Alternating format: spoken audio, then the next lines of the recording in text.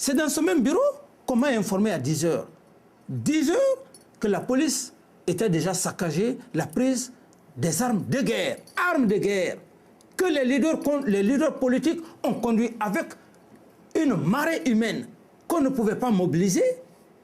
Et donc, ils ont prolongé leur cheminement au stade.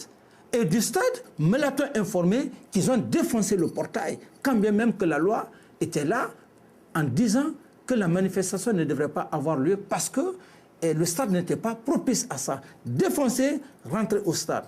Sortir, m'informant qu'effectivement les civils ont saccagé la police, j'ai eu des grandes inquiétudes.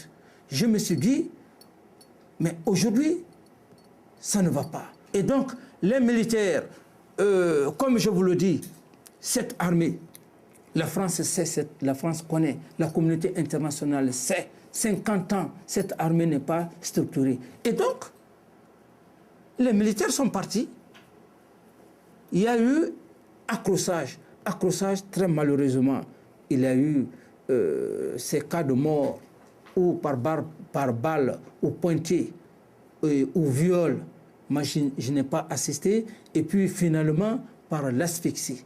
Alors donc, c'est un grand regret pour moi. Il faut que je vous explique le cheminement avant d'aborder le problème des élections. Parce que ce n'est pas le problème des élections qui m'intéresse. Ce qui m'intéresse, c'est d'abord éradiquer le tissu social. Rien ne sert d'organiser les élections libres et transparentes dans ce pays si il y a ce clan qui tend à l'extrémiste, des fanatiques qui sont là et avec des voiles noirs, qui est d'ailleurs connu, que tous les Guinéens savent, des extrémistes purs et simples qui n'ont jamais peur et qui ont toujours secoué le régime du feu général Lansana Conté. Et leur stratégie, c'est quoi?